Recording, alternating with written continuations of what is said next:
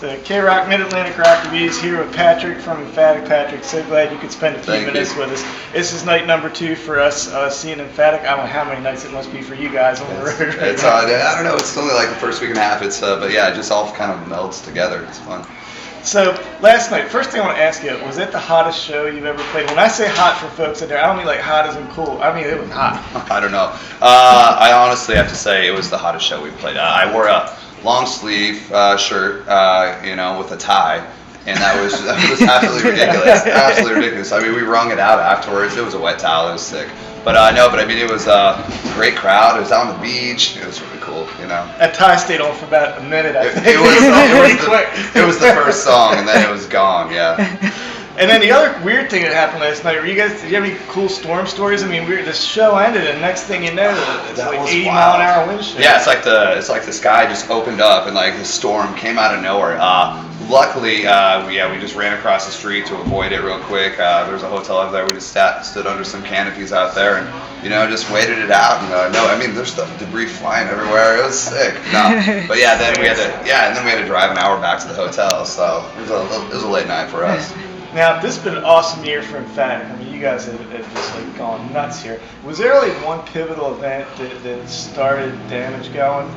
One that you can point to? I don't know if there's like one pivotal event. I know. I don't know. I mean, just the whole album as a whole, whatever. It was, it's been just slowly building throughout just how long it's been going on. Like right now, like we were on on Octane, we were number 1 for requests for 3 weeks. We're on the big ones. And like something like that, when that happened, we're like, oh man, this might be for real. This, this is kind of neat. People are actually liking our stuff. People are calling in, requesting it. So, something like that really is when it's just kind of perking up for us, I guess. Now, and I think that Put Down Drink still is in Vegas top 15 as far as I can tell. We missed it in the traffic today and all that. It's hanging tough. Yeah, I haven't even checked it for the last couple of weeks, but I know I should be. But I did. We'll check it for you. Yeah, I know. No, but that's really cool. That it is. It's holding on. It's been on there for a few weeks, for a while. So, whatever we can take, we'll take.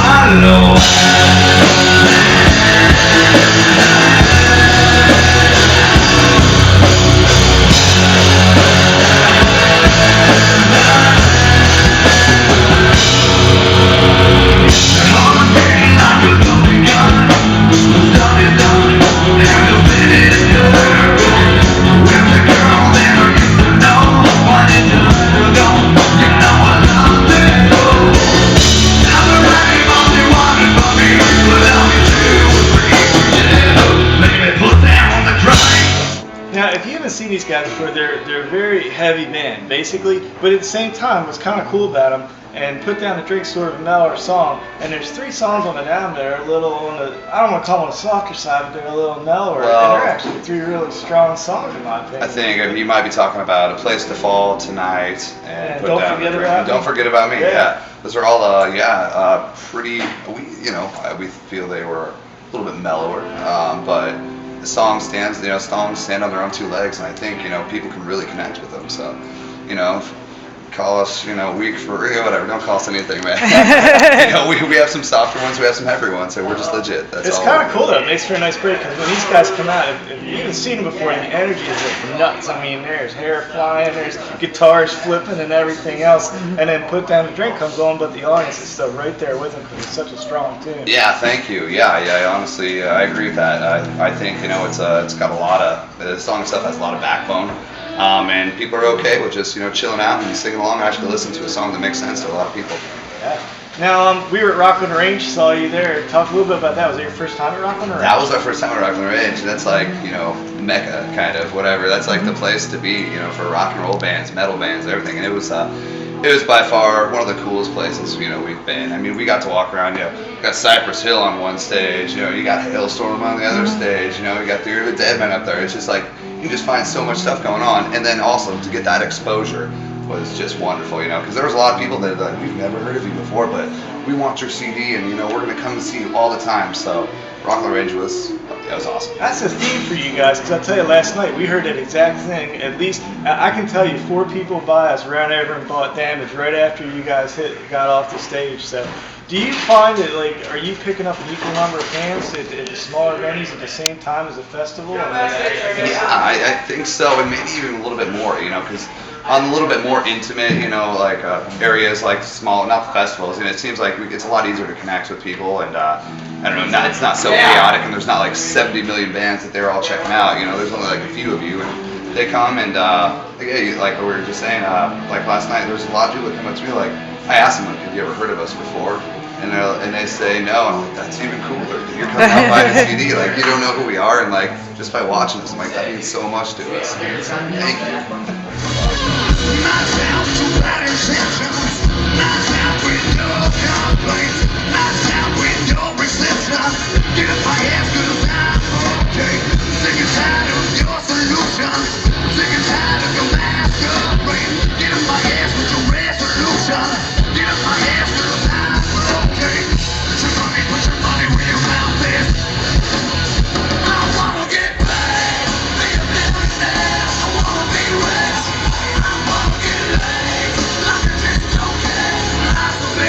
Now, do you guys have a lot more music before Damage? Is there stuff that's waiting to come out on future albums, like pre-written and ready to go? Or? We've got so many demos. Justin, my guitar player, and I, we've been working together since probably like 2005. Just, you know, together. We've just always been collaborating on music, and between the two, we've always been emphatic.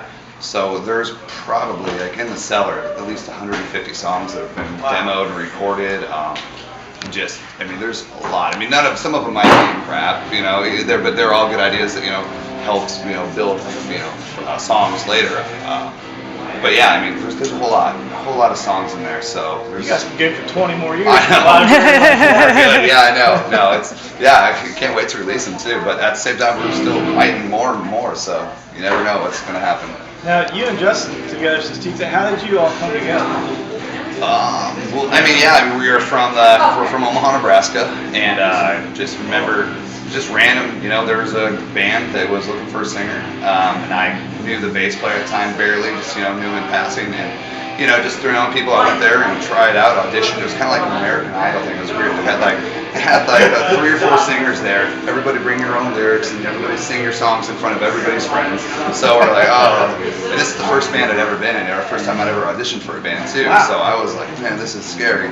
But, you know, after a few auditions and tryouts, and you know, a few of their friends saying, it doesn't suck so bad, you know, I got the gig, and you know, that's how, you know, we've been going from there. So I think I just heard that correct. This is actually the first band you've ever been in? Yeah, this is the first thing. I always, you know, I grew up around friends that were always in bands, and I was like, man, I loved them. I always went to their shows, and I thought it was so cool. I mean, I was in choir as a kid, but I never did the whole band thing. And then, yeah, so. I mean, did you know you could sing? Did you go in the bathroom and sing? Or, I mean, I was in choir. Yeah, I mean, I was. Choir, and you know.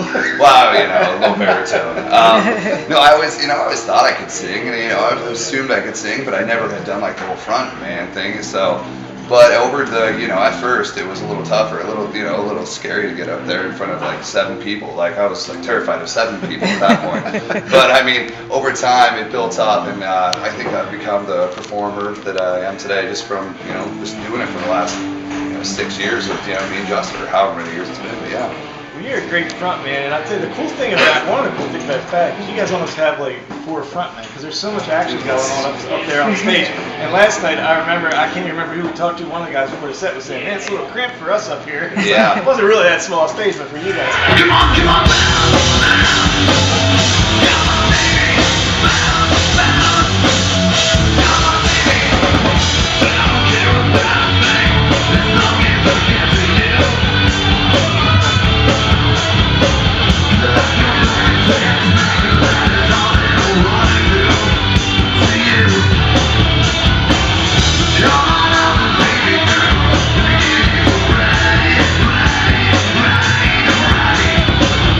Allow me to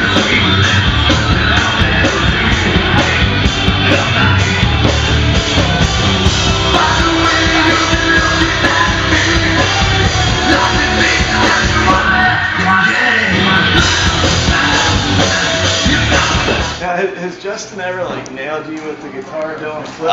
Because Justin does a lot of crazy stuff. Well, like I said, Emphatic's kind of changed lineups throughout the years to develop to the band we are today. And well, one of our old guitar player, just took a swipe right to the noggin. He was wearing a hat too, and then all of a sudden you just see blood gushing under the hat. The guy, he was concussed, but he ended up playing the whole set, and it turned out all right for him. But yeah, so you never know when that guitar's going to swing and nail you, dude. It's crazy.